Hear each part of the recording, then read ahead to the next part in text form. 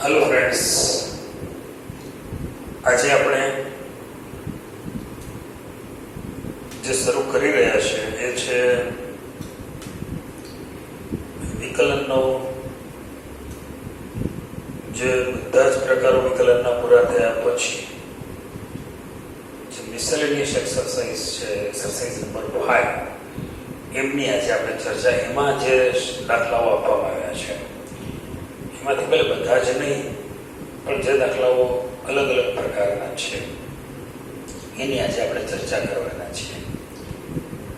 ખાસ કરીને હજી આવા 2-3 લેક્ચર એવા હશે કે જેમાં અલગ અલગ પ્રકારના દાખલાઓ જે તમને સીધા જ સોલ્વ કરવામાં તકલીફ પડે એવા હોય એવા દાખલાઓ આપણે અહીં લેવાના છીએ. અને પછી આપણે એનસીઆરટીનું એક્ઝામ્પલર છે એમાંથી પણ ઘણા બધા દાખલા સોલ્વ કરવાના છીએ. પણ આજે આપણે એક્સરસાઇઝ 5 ઉપર ફોકસ કરી રહ્યા છીએ. તો એમાં જે દાખલાઓ મને લાગે લાસ્ટ લેક્ચરમાં પણ આપણે એક્સરસાઇઝ 5 એટલે કે પાર્ટ નંબર 23માં પણ આપણે એક્સરસાઇઝ 5 જ લેવામાં આવી હતી. કેટલાક વધુ દાખલા જે હજી આપણા માટે નવા છે એવા દાખલા નંબર 18. મિત્રો, કેટલાક દાખલા ખૂબ સરળ પણ છે, પણ એ આપના તરફથી મને વોટ્સએપ થ્રુ કોઈને કોઈ વિદ્યાર્થી દ્વારા મને ડાઉટ્સમાં મળ્યા હોય છે કે ભાઈ આ દાખલા મારે સમજવા પડે છે અથવા તો સમજવા છે, અમારાથી ડાયરેક્ટ સોલ્વ થતા નથી. તો એટલા માટે મેં દાખલા પણ કવર કર્યા છે. કદાચ આપને મોટાભાગના વિદ્યાર્થીઓને સરળ પણ લાગે.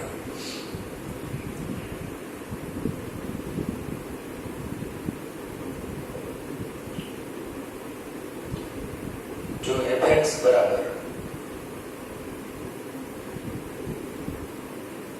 x³ હોય મોડમાં, તો સાબિત કરો કે f"(x) પ્રત્યેક વાસ્તવિક x માટે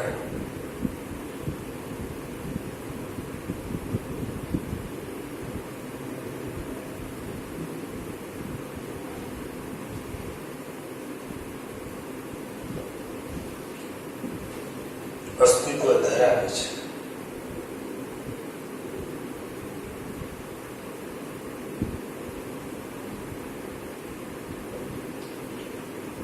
અને તે શોધો. એટલે કે f"(x) ની કિંમત પણ આપણે શોધવાની છે. મિત્રો, મારી પાસે fx બરાબર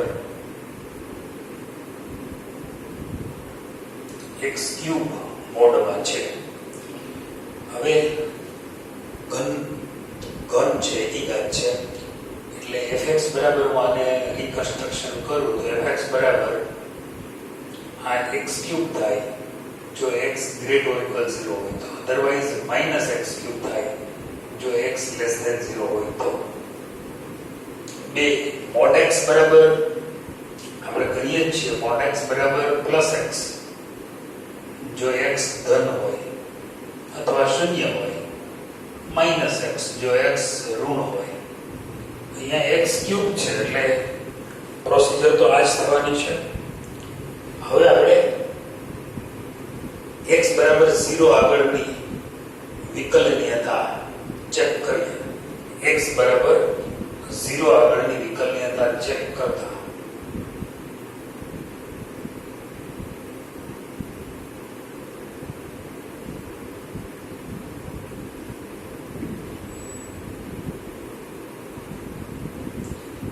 x બરાબર 0 આગળની વિકલનીયતા તપાસતા f'0 શોધીએ આપણે. f'0 બરાબર સૂત્ર છે લિમિટ x → 0 fx - f0. આ બેઝિક સૂત્ર છે, બરાબર. હવે આ બેઝિક સૂત્રમાંથી આપણે ડાબી બાજુ અને જમણી બાજુને અલગ પાડી દઈએ. તો પહેલા આપણે limit x → 0 positive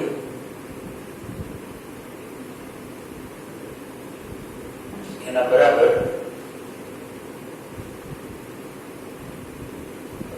what is fx? fx બરાબર છે mod x નો ક્યુબ, પણ આપણે લખીશું અહીંયા એક વખત mod x ક્યુબ લખો તો લખી શકશો તમે. પોઝિટિવ છે તો સીધું x ક્યુબ પણ લખી શકશો. x ગ્રેટર ઓર ઇક્વલ 0 છે એટલે તમે mod x એવું ન લખો અને સીધું જ x ક્યુબ લખી નાખો તો ચાલે. એનું બાજુમાં રીઝન આપી દેવા. f0 ની કિંમત તો ઇક્વલ ટુ f0 એટલે 0 જ થાય. કિંમત મૂકશો x બરાબર 0 એટલે 0 જ આવશે. છેદમાં x માઈનસ 0 અને રીઝન બાજુમાં આપી આપણે x ટેન્ડ્સ ટુ 0 પોઝિટિવ હોવાથી x ગ્રેટર ધેન 0 છે અને x ગ્રેટર ધેન 0 હોય તો ઓબ્વિયસ છે કે fx બરાબર x ક્યુબ જ લેવું જોઈએ.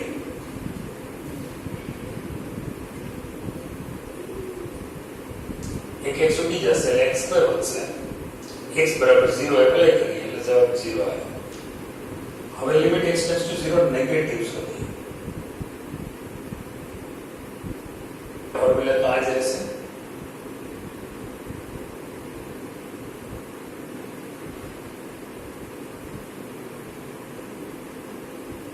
fx તમારી પાસે છે minus x cube minus f0 ની કિંમત 0 અને છેદમાં x માઈનસ 0. અહીંયા પણ કારણ આપીશું x ટેન્ડ્સ ટુ 0 નેગેટિવ હોવાથી x is less than 0 અને x less than 0 હોય ત્યારે fx ની કિંમત માઈનસ x ક્યુબ લેવી જોઈએ. fx બરાબર શું લેવું જોઈએ? Minus x cube.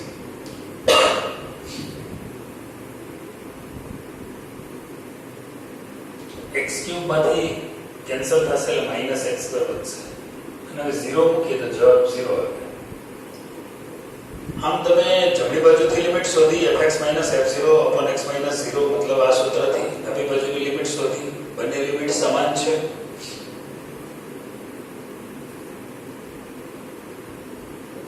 અહીં લિમિટ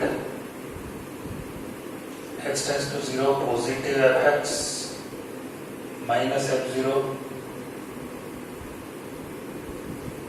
બરાબર નથી.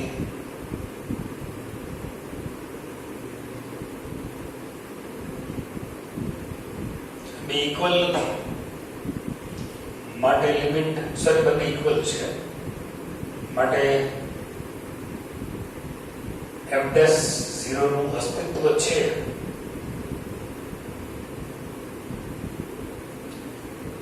બંને સમાન પડે છે માટે f'0 ના અસ્તિત્વનો ઇનકાર થઈ શકે નહીં. f'0 નું અસ્તિત્વ છે. f'0 નું અસ્તિત્વ છે એનો મતલબ એમ થયો કે વિધેય x બરાબર 0 આગળ વિકલનીય છે માટે વિધેય x બરાબર 0 આગળ વિકલનીય છે.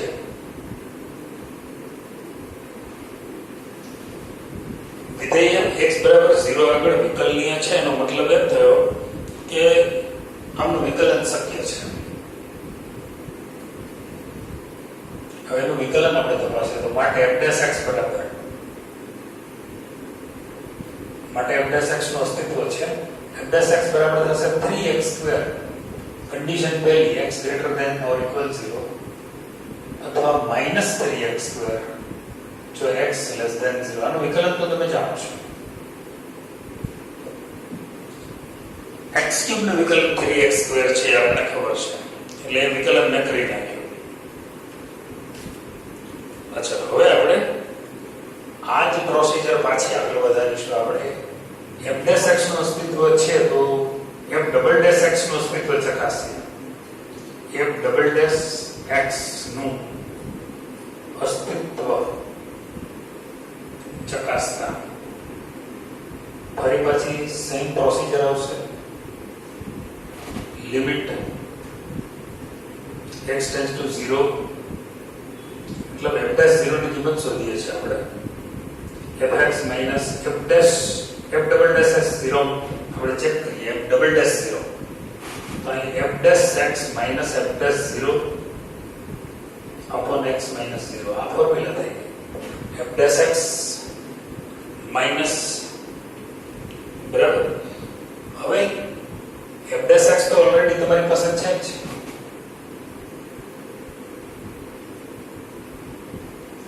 એક વખત આપણે પોઝિટિવ માટે શોધીશું, એકવાર નેગેટિવ માટે. બરાબર?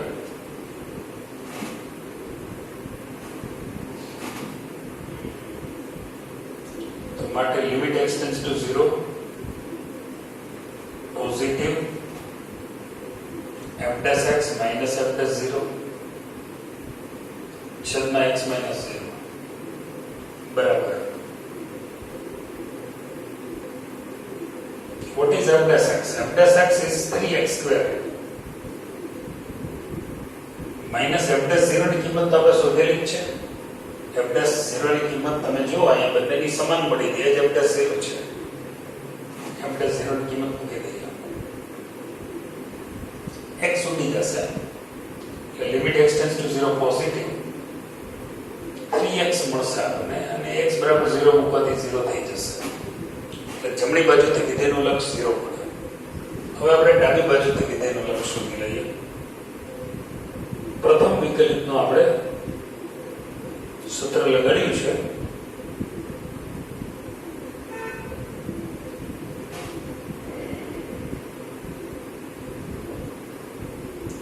અહીંયા f dash x ની કિંમત છે મારી પાસે -3x બરાબર. f dash 0 0 અને છેદમાં x -0 मतलब ये મળશે limit x tends to 0 negative અને -3x ફરી પાછું ત્યાં પણ 0 જ મળશે. આમ શું બને છે અહીં limit x tends to 0 positive અને ડાયરેક્ટ આ બી ઇક્વલ છે એટલે આ 0 છે આ પણ 0 છે. હું સીધું જ એક સ્ટેપ કાપી નાખું છું અહીંયા. હું ડાયરેક્ટ લખી નાખું માટે f ડબલ ડેશ 0 નું અસ્તિત્વ છે. તો માટે f ડબલ ડેશ x મેળવીએ આપણે તો એ થશે 6x if x is greater or equal to 0. નહીતર થશે -6x if x is less than 0. તો 6x આનું વિકલન અથવા -6x નું વિકલન f dash x એ ડિફરન્શિયેબલ છે મતલબ f dash x એ વિકલનીય છે માટે એક સ્ટેટમેન્ટ એવું તમે આ બંને ઇક્વલ છે જો તો માટે તમે અહીં એવું સ્ટેટમેન્ટ લખી શકો માટે f dash 0 નું f dash 0 એ વિકલનીય છે. અર્થાત બીજી ભાષામાં કહો તો f ડબલ ડેશ 0 નું અસ્તિત્વ છે. તો વ્યાપક રીતે f dash x નું અસ્તિત્વ મળે છે. તો માટે f ડબલ ડેશ x બરાબર આનું વિકલન કરો. પહેલા પ્રથમ વિકલન કર્યું તો 3x સ્ક્વેર આવ્યું, પાછળનું વિકલન કર્યું અને એ જ મેળવવાનું હતું f ડબલ ડેશ x એ x ની કોઈ પણ કિંમત માટે કારણ કે આપણે 0 આગળ તપાઈશું પણ વ્યાપક રીતે x belongs to r માટે આ વિધેય વિકલનીય છે. પ્રથમ વિકલન અને દ્વિતીય વિકલિત પણ એ વિકલનીય છે.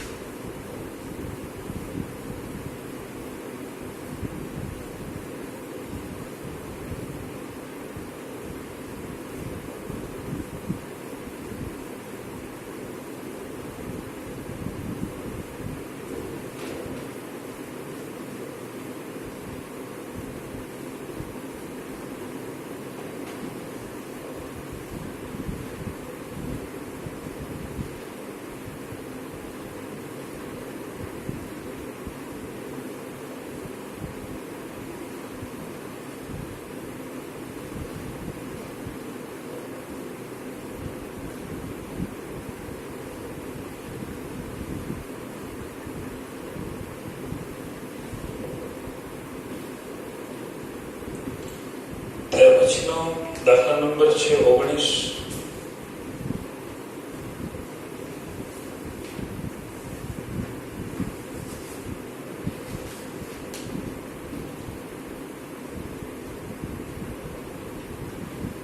ગણિતીય અનુમાનના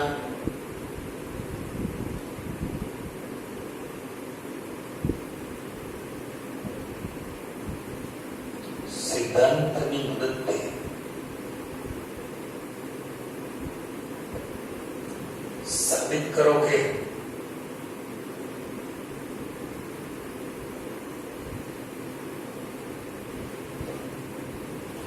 n આગળ x n - 1 n belongs to n. ગાણિતીય અનુમાનનો સિદ્ધાંત ધોરણ 11 માં ચોથું પ્રકરણ તમે શીખી ગયા છો. ગાણિતીય અનુમાનનો સિદ્ધાંત. ગાણિતીય અનુમાનનો સિદ્ધાંત શું કહે છે કે જો pn કોઈ વિધેયનું વિધાન હોય n belongs to n માટે, એ વિધાનમાં n બરાબર 1 મૂકવાથી ડાબી બાજુ અને જમણી બાજુ સમાન થતી હોય, એટલે કે p1 સત્ય હોય, n બરાબર 1 માટે વિધાન સત્ય હોય, પછી n એટલે કે પહેલું કામ પૂરું થયું, પહેલી શરતનું પાલન થયું, p1 સત્ય છે. p1 સત્ય નથી તો રામ નામ સત્ય છે, વાત પૂરી થઈ છે. બરાબર છે. પણ p1 સત્ય હોય તો આગળ વધવાનું. n બરાબર k માટે વિધાન સત્ય છે તેમ ધારી લેવાનું, એક્સેપ્ટ કરી લેવાનું. n બરાબર k માટે વિધાન સત્ય છે તેમ ધારવાનું અને n બરાબર k + 1 માટે આ વિધાન સાચું છે તેવું સાબિત કરી દેવાનું. જો આવું તમે કરી દો તો એ વિધાન દરેક n belongs to n માટે સત્ય છે તેવું કહેવાય. બરાબર. આ છે ગાણિતીય અનુમાનનો સિદ્ધાંત, principal of mathematical induction. Right. એનો ઉપયોગ કરવાનો છે.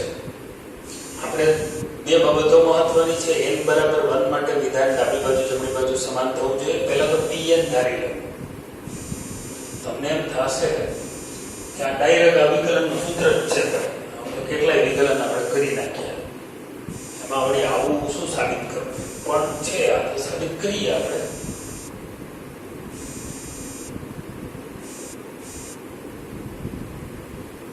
બરાબર. p1 આમ ધારો. હવે n બરાબર 1 માટે પહેલું સ્ટેપ, તો ડાબી બાજુ શું મળે?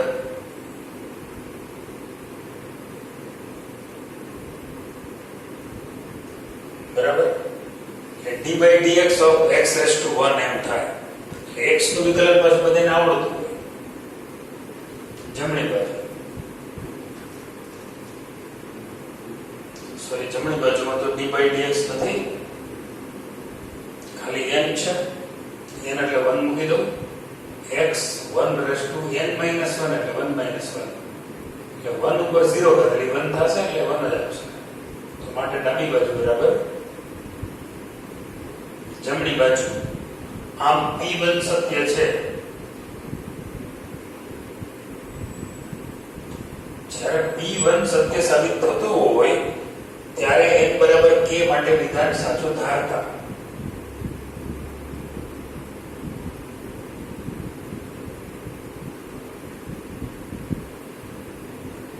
એટલે એનો મતલબ કે n બરાબર k મૂકી દઈએ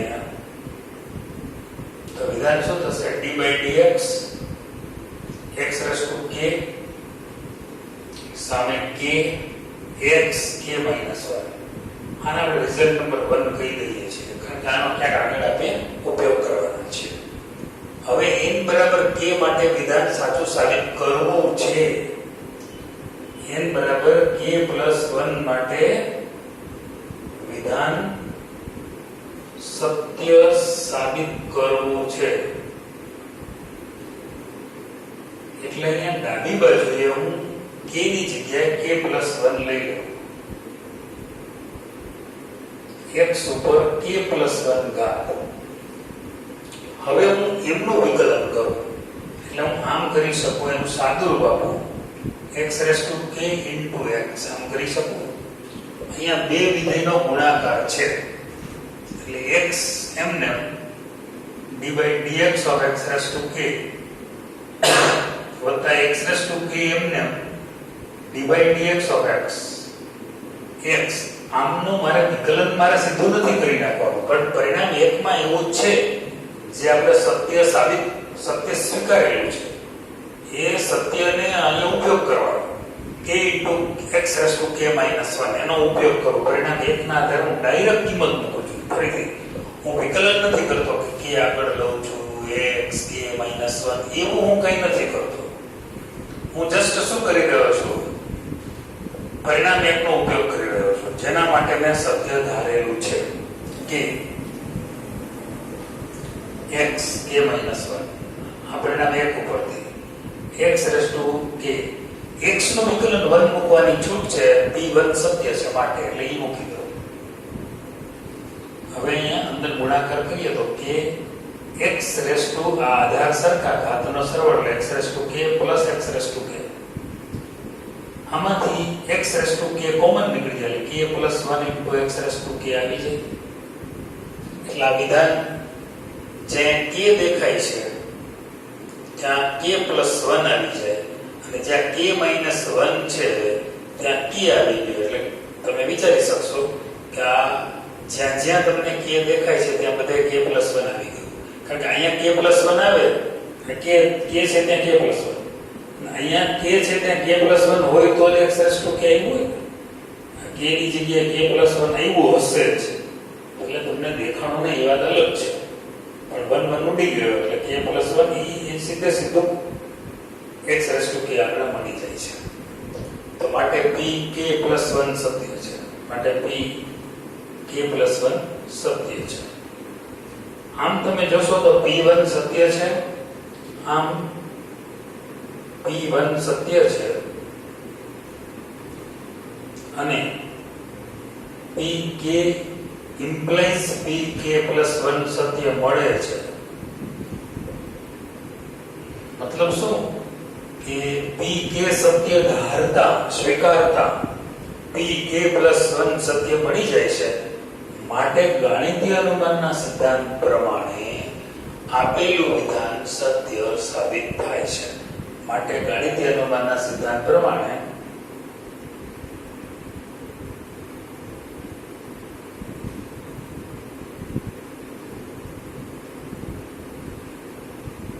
દરેક n belongs to n માટે d by dx of x raised to n is equal to n x n minus 1 સત્ય છે, સત્ય સાબિત થાય છે. વિશિષ્ટ દાખલો છે, પૂછાય તો 3 કે 4 માર્કમાં જે બી પેપર સ્ટાઇલ પ્રમાણે, પણ ગાણિતીય અનુમાનના સિદ્ધાંતથી આપણે આ સાબિત કર્યું છે.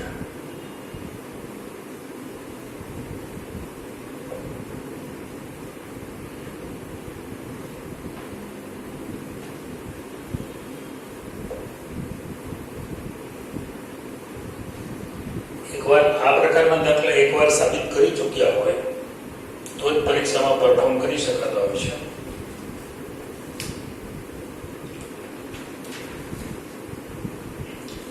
ત્યાર પછીનો 20મો દાખલો છે.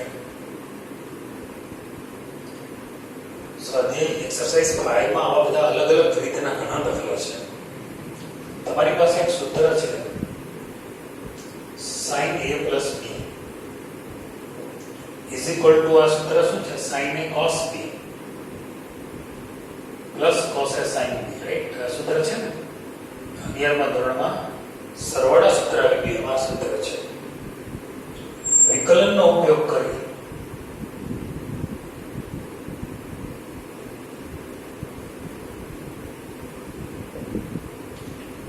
કોસના સરવાળા માટેનું સૂત્ર મેળવો.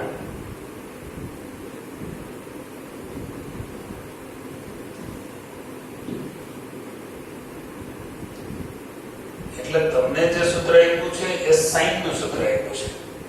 તમારે વિકલન કરીને cos a + b નું સૂત્ર લાવવાનું છે. cos a + b નું સૂત્ર છે કયું એ ખ્યાલ છે તમને? cos a + b નું સૂત્ર છે એ આવું છે, તમને ખ્યાલ છે જ. cos a + b નું સૂત્ર છે cos a cos a cos b minus sin a sin b. આ તમારે લાવવાનું છે, આ તમારે સૂત્ર મેળવી દેવાનું છે, આ મેળવવાનું છે. એને આવી સ્પષ્ટ ભાષામાં નથી લખ્યું, એમ કીધું છે કે sin a + b નું સૂત્ર તમારી પાસે છે અને તમે લોકો સૂત્ર તમે લાવી દો cos a વત્તા b sin a વત્તા b બરાબર sin a cos b plus cos a sin b. વ્યાપક રીતે અહીં a ને b ને તમારે અચળ ગણવાના નથી, એનું પણ x વિશે વિકલન કરવું પડશે. બંને બાજુ x વિશે વિકલન કરતા sin a વત્તા b d by dx of sin a cos b plus d by dx of cos a sin b. મેં કાંઈ અત્યારે નવું નથી કર્યું, ફક્ત બે બાજુ d by dx એપ્લાય કર્યા છે. મતલબ એમ છે કે બંને બાજુએ x સાપેક્ષે વિકલન કરતા sin u નું વિકલન, sin x હોત તો ડાયરેક્ટ cos x લખી શકત, પણ અહીંયા u બોલવો પડશે. sin u નું વિકલન cos u વળી u નું વિકલન બાકી d by dx of a plus b. એ અચળ નથી, એ ધ્યાન રાખજો. ત્યાર પછી અહીંયા ગુણાકારના કાર્યને યુઝ કરવો પડશે. cos b d by dx of sin a plus sin a bar d by dx of cos b. પછી આ cos a sin b માટે પણ ગુણાકારનો કાર્યને યુઝ કરવો પડશે. sin b bar d by dx of cos a plus cos a bar d by dx of sin b. માટે cos a cos b cos a વત્તા b ને આમનું વિકલન થશે dA by dx plus dB by dx. આ યાદ રાખજો, dA by dx a ને b અચળ નથી સમજવાના. cos b sin નું વિકલન થશે sin x નું cos x થાય, પણ અહીંયા sin a છે, u બોલવો પડશે. sin a નું sin u નું cos u, u એટલે a છે, a નું પાછું dA by dx. ભૂલતા નહીં, sin a બાર છે, cos b માં માઈનસ sin b થશે ને વળી b નું બાકી dB by dx plus sin b outer function છે, cos a નું માઈનસ sin a અને વળી a નું બાકી dA by dx. cos a sin b નું વિકલન cos b અને વળી b નું વિકલન બાકી dB by dx. તો માટે cos a plus b dA by dx plus dB by dx. તો હવે તમે જે આપણે આ રેડ અક્ષરથી લખ્યું છે જુઓ, આપણે cos a વત્તા b જોઈએ છે, એ આવી ગયું છે જુઓ. અને જમણી બાજુમાં આ dA ને dB ને એવું કઈ નથી જોતો આપણે, એ બધું નીકળી જવું જોઈએ, ઉડી જવું જોઈએ. ડાબી બાજુ dA by dx plus dB by dx છે, એવું જમણી બાજુ કંઈક આવી જશે એટલે બધું ઉડી જશે. આપણે જે જોઈએ છે આપણે મળી જશે. હવે આ cos a cos b dA by dx છે અને અહીંયા sin a sin b છે, dA by dx છે. dA by dx કોમન કાઢી લો તો cos b cos a minus sin a sin b થશે અને dA by dx કોમન. અચ્છા, બાકીના બે પદ છે એમાં પણ એમ જ છે. આ બે પદ જે લખું છું એમાં પણ તમે જોશો ને તો dB by dx કોમન નીકળી જશે. તો plus cos a cos b minus sin a sin b અને કોમન કેટલું નીકળે dB by dx, રાઈટ. હજી આપણી સમસ્યાનો અંત નથી આવ્યો. cos a plus b dA by dx plus dB by dx. હવે cos a cos b minus sin a sin b આપણે કોમન કાઢી દઈએ બેમાંથી. તો cos a cos b minus sin a sin b બંને પદમાંથી કોમન. આ પદ આ બીજું પદ, આ બંનેમાંથી આપણે કોમન કાઢ્યું તો કેટલું બચે પછી dA plus dx plus DB plus DB by DX. આ DA by DX plus DB by DX એ ઉડી જશે તો વધશે cos a plus B minus સામે cos a cos b minus sin a sin b. આ આપણું સૂત્ર સાબિત થાય છે.